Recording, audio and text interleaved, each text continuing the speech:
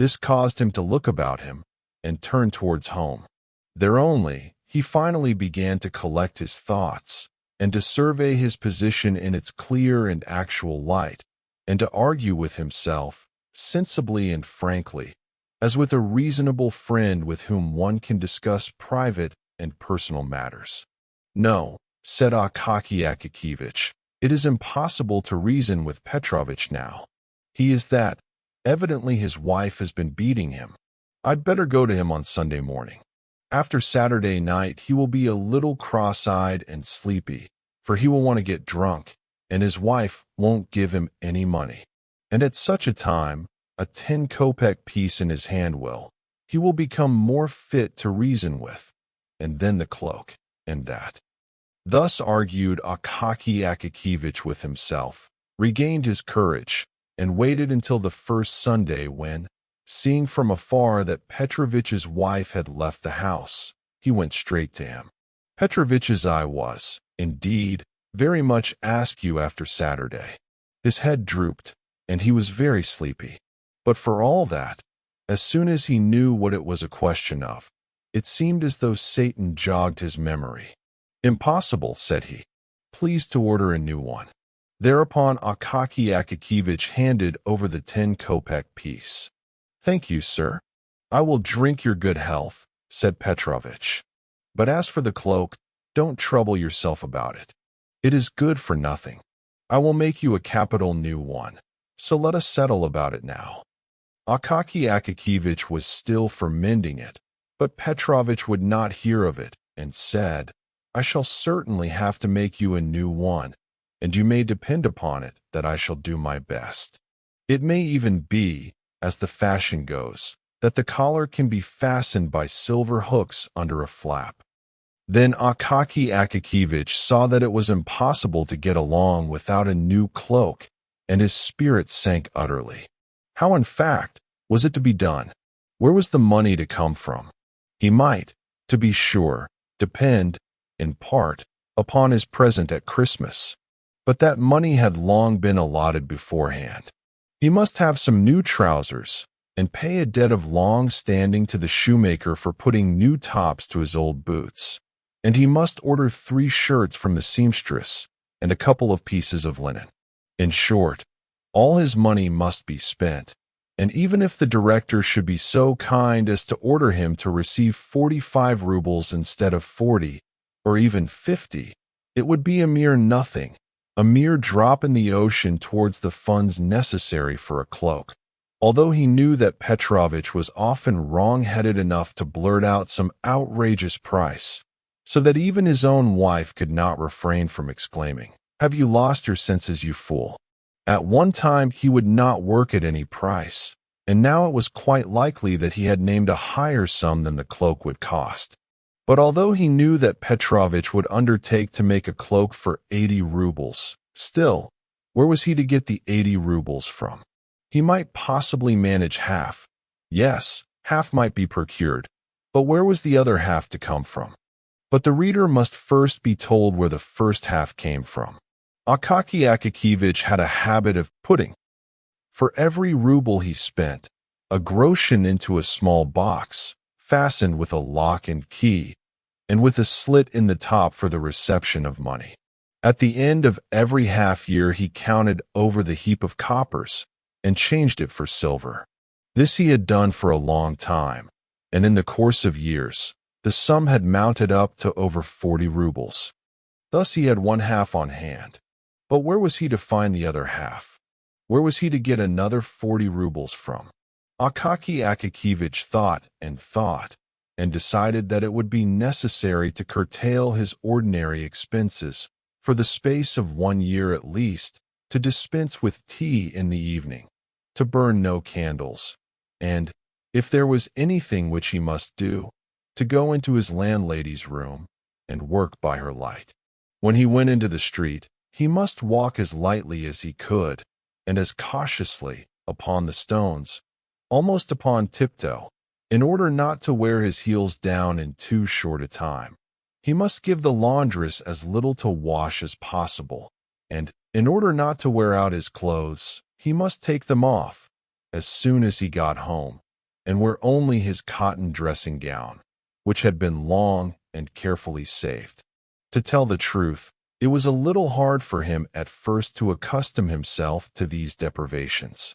But he got used to them at length, after a fashion, and all went smoothly. He even got used to being hungry in the evening, but he made up for it by treating himself, so to say, in spirit, by bearing ever in mind the idea of his future cloak. From that time forth his existence seemed to become, in some way, fuller, as if he were married, or as if some other man lived in him, as if, in fact, he were not alone, and some pleasant friend had consented to travel along life's path with him, the friend being no other than the cloak, with thick wadding and a strong lining incapable of wearing out. He became more lively, and even his character grew firmer, like that of a man who has made up his mind and set himself a goal. From his face and gait, doubt and indecision, all hesitating and wavering traits disappeared of themselves. Fire gleamed in his eyes, and occasionally the boldest and most daring ideas flitted through his mind. Why not, for instance, have marten fur on the collar? The thought of this almost made him absent-minded. Once, in copying a letter, he nearly made a mistake, so that he exclaimed almost aloud, "Ugh," and crossed himself. Once, in the course of every month, he had a conference with Petrovitch on the subject of the cloak, where it would be better to buy the cloth, and the color, and the price. He always returned home satisfied, though troubled, reflecting that the time would come at last when it could all be bought, and then the cloak made. The affair progressed more briskly than he had expected. Far beyond all his hopes, the director awarded neither 40 nor 45 rubles for Akaky Akakievitch's share, but 60. Whether he suspected that Akaky Akakievitch needed a cloak, or whether it was merely chance, at all events, 20 extra rubles were by this means provided. This circumstance hastened matters. 2 or 3 months more of hunger, and Akaky Akakievitch had accumulated about 80 rubles. His heart, generally so quiet, began to throb. On the first possible day, he went shopping in company with Petrovitch. They bought some very good cloth, and at a reasonable rate too, for they had been considering the matter for 6 months, and rarely let a month pass without their visiting the shops to inquire prices. Petrovitch himself said that no better cloth could be had. For lining, they selected a cotton stuff, but so firm and thick that Petrovitch declared it to be better than silk, and even prettier and more glossy. They did not buy the marten fur, because it was, in fact, dear, but in its stead, they picked out the very best of cat skin which could be found in the shop, and which might, indeed, be taken for marten at a distance.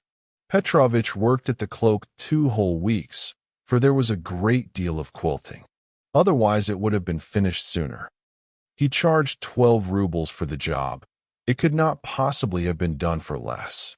It was all sewed with silk, in small, double seams, and Petrovitch went over each seam afterwards with his own teeth, stamping in various patterns.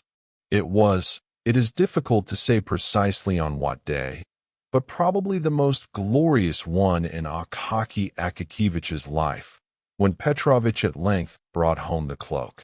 He brought it in the morning, before the hour when it was necessary to start for the department. Never did a cloak arrive so exactly in the nick of time, for the severe cold had set in, and it seemed to threaten to increase. Petrovitch brought the cloak himself, as befits a good tailor. On his countenance was a significant expression, such as Akaky Akakievitch had never beheld there. He seemed fully sensible that he had done no small deed, and crossed a gulf separating tailors who only put in linings and execute repairs from those who make new things. He took the cloak out of the pocket handkerchief in which he had brought it. The handkerchief was fresh from the laundress, and he put it in his pocket for use. Taking out the cloak, he gazed proudly at it, held it up with both hands, and flung it skillfully over the shoulders of Akaky Akakevich. Then he pulled it and fitted it down behind with his hand, and he draped it around Akaky Akakevich without buttoning it. Akaky Akakevich, like an experienced man, wished to try the sleeves. Petrovich helped him on with them, and it turned out that the sleeves were satisfactory also. In short, the cloak appeared to be perfect and most seasonable. Petrovich did not neglect to observe that it was only because he lived in a narrow street, and had no signboard, and had known Akaky Akakevich so long, that he had made it so cheaply, but that if he had been in business on the Nevsky Prospect, he would have charged 75 rubles for the making alone. Akaky Akakevich did not care to argue this point with Petrovich. He paid him, thanked him, and set out at once in his new cloak for the department. Petrovich followed him, and, pausing in the street, gazed long at the cloak in the distance, after which he went to one side expressly to run through a crooked alley, and emerge again into the street beyond to gaze once more upon the cloak from another point, namely, directly in front. Meantime, Akaky Akakevich went on in holiday mood.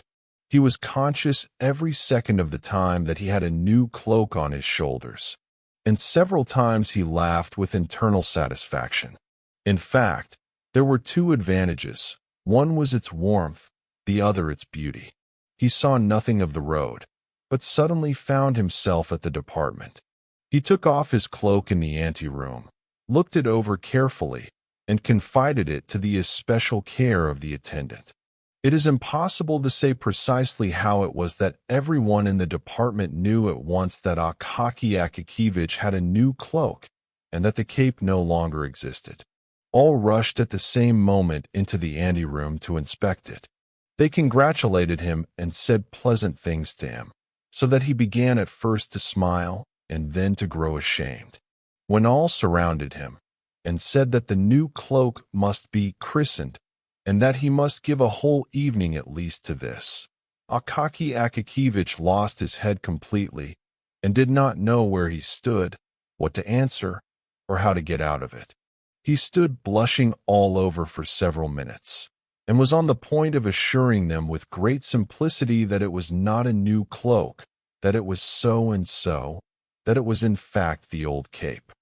At length one of the officials, a sub-chief probably, in order to show that he was not at all proud, and on good terms with his inferiors, said, "So be it, only I will give the party instead of Akaky Akakevich.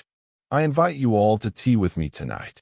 It happens quite apropos, as it is my name day." The officials naturally at once offered the sub-chief their congratulations and accepted the invitations with pleasure. Akaky Akakevich would have declined, but all declared that it was discourteous, that it was simply a sin and a shame, and that he could not possibly refuse. Besides, the notion became pleasant to him when he recollected that he should thereby have a chance of wearing his new cloak in the evening also. That whole day was truly a most triumphant festival day for Akaky Akakevich. He returned home in the most happy frame of mind, took off his cloak, and hung it carefully on the wall, admiring afresh the cloth and the lining. Then he brought out his old, worn-out cloak for comparison. He looked at it and laughed, so vast was the difference. And long after dinner he laughed again when the condition of the cape recurred to his mind. He dined cheerfully, and after dinner wrote nothing, but took his ease for a while on the bed, until it got dark. Then he dressed himself leisurely, put on his cloak, and stepped out into the street. Where the host lived, unfortunately we cannot say. Our memory begins to fail us badly, and the houses and streets in St. Petersburg have become so mixed up in our head that it is very difficult to get anything out of it again in proper form. This much is certain, that the official lived in the best part of the city, and therefore it must have been anything but near to Akaky Akakevich's residence. Akaky Akakevich was first obliged to traverse a kind of wilderness of deserted, dimly lighted streets. But in proportion as he approached the officials' quarter of the city, the streets became more lively, more populous, and more brilliantly illuminated. Pedestrians began to appear. Handsomely dressed ladies were more frequently encountered. The men had otter-skin collars to their coats. Peasant wagoners, with their grate-like sledges stuck over with brass-headed nails, became rarer, whilst on the other hand, more and more drivers in red velvet caps, lacquered sledges and bearskin coats began to appear, and carriages with rich hammercloths flew swiftly through the streets, their wheels scrunching the snow. Akaky Akakevich gazed upon all this as upon a novel sight. He had not been in the streets during the evening for years. He halted out of curiosity before a shop window to look at a picture representing a handsome woman who had thrown off her shoe, thereby baring her whole foot in a very pretty way, whilst behind her the head of a man with whiskers and a handsome mustache peeped through the doorway of another room. Akaky Akakevich shook his head and laughed, and then went on his way. Why did he laugh? Either because he had met with a thing utterly unknown, but for which everyone cherishes, nevertheless, some sort of feeling. Or else he thought, like many officials, as follows: well, those French, what is to be said? If they do go in anything of that sort, why? But possibly he did not think at all. Akaky Akakevich at length reached the house in which the sub-chief lodged. The sub-chief lived in fine style. The staircase was lit by a lamp, his apartment being on the second floor. On entering the vestibule, Akaky Akakevich beheld a whole row of galoshes on the floor. Among them, in the center of the room, stood a samovar humming and emitting clouds of steam. On the walls hung all sorts of coats and cloaks, among which there were even some with beaver collars or velvet facings. Beyond, the buzz of conversation was audible, and became clear and loud when the servant came out with a trayful of empty glasses, cream jugs, and sugar bowls. It was evident that the officials had arrived long before and had already finished their first glass of tea.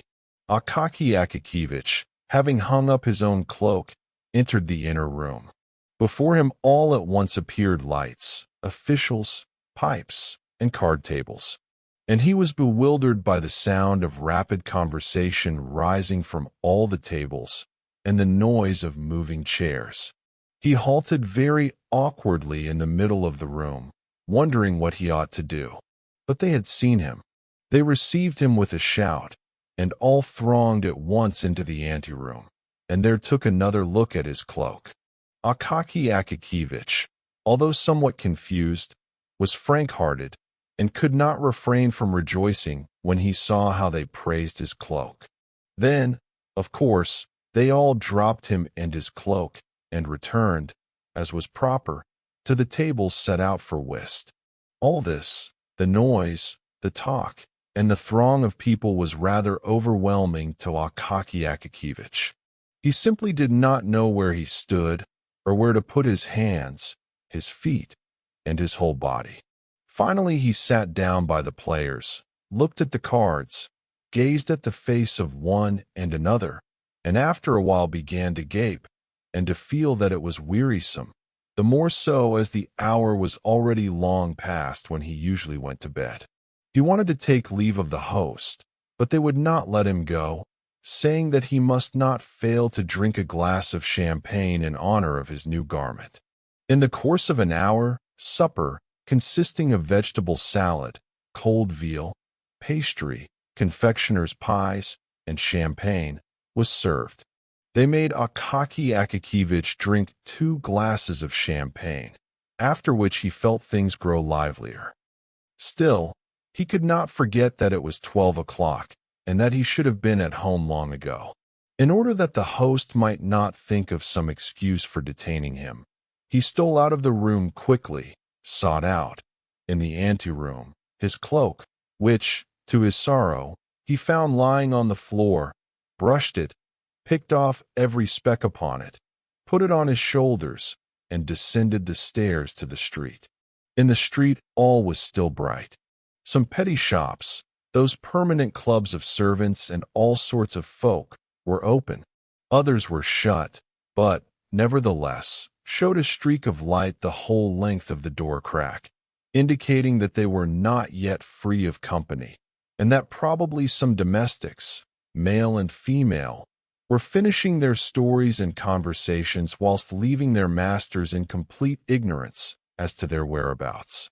Akaky Akakevich went on in a happy frame of mind. He even started to run, without knowing why, after some lady, who flew past like a flash of lightning. But he stopped short, and went on very quietly as before, wondering why he had quickened his pace. Soon there spread before him those deserted streets, which are not cheerful in the daytime, to say nothing of the evening. Now they were even more dim and lonely. The lanterns began to grow rarer. Oil, evidently, had been less liberally supplied. Then came wooden houses and fences, not a soul anywhere. Only the snow sparkled in the streets, and mournfully veiled the low-roofed cabins with their closed shutters. He approached the spot where the street crossed a vast square with houses barely visible on its farther side, a square which seemed a fearful desert. Afar, a tiny spark glimmered from some watchman's box, which seemed to stand on the edge of the world. Akaky Akakevich's cheerfulness diminished at this point in a marked degree. He entered the square, not without an involuntary sensation of fear, as though his heart warned him of some evil. He glanced back, and on both sides, it was like a sea about him. No, it is better not to look, he thought, and went on, closing his eyes. When he opened them, to see whether he was near the end of the square, he suddenly beheld, standing just before his very nose, some bearded individuals of precisely what sort he could not make out. All grew dark before his eyes, and his heart throbbed. "But of course, the cloak is mine," said one of them in a loud voice, seizing hold of his collar. Akaky Akakevich was about to shout, "Watch," when the second man thrust a fist, about the size of a man's head, into his mouth, muttering, "Now scream." Akaky Akakevich felt them strip off his cloak and give him a push with the knee. He fell headlong upon the snow, and felt no more. In a few minutes he recovered consciousness and rose to his feet. But no one was there. He felt that it was cold in the square, and that his cloak was gone. He began to shout, but his voice did not appear to reach to the outskirts of the square. In despair, but without ceasing to shout, he started at a run across the square, straight towards the watchbox, beside which stood the watchman, leaning on his halberd, and apparently curious to know what kind of a customer was running towards him and shouting. Akaky Akakevich ran up to him, and began in a sobbing voice to shout that he was asleep, and attended to nothing, and did not see when a man was robbed. The watchman replied that he had seen two men stop him in the middle of the square, but supposed that they were friends of his, and that, instead of scolding vainly, he had better go to the police on the morrow, so that they might make a search for whoever had stolen the cloak. Akaky Akakevich ran home in complete disorder. His hair, which grew very thinly upon his temples and the back of his head, wholly disordered. His body, arms, and legs covered with snow. The old woman, who was mistress of his lodgings, on hearing a terrible knocking, sprang hastily from her bed, and, with only one shoe on, ran to open the door, pressing the sleeve of her chemise to her bosom out of modesty.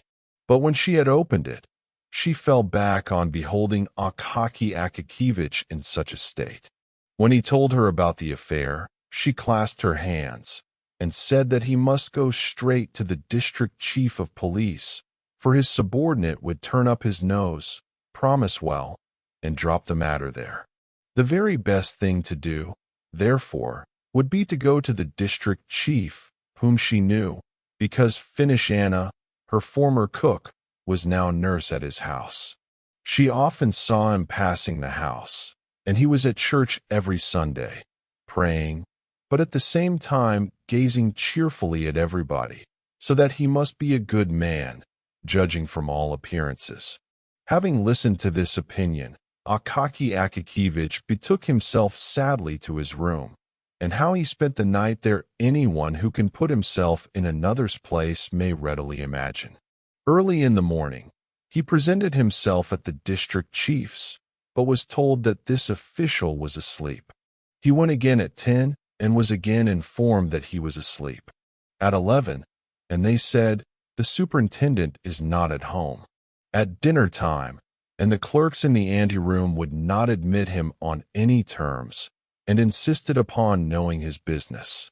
So that at last, for once in his life, Akaki Akakevich felt an inclination to show some spirit, and said curtly that he must see the chief in person, that they ought not to presume to refuse him entrance, that he came from the Department of Justice, and that when he complained of them, they would see. The clerks dared make no reply to this, and one of them went to call the chief, who listened to the strange story of the theft of the coat.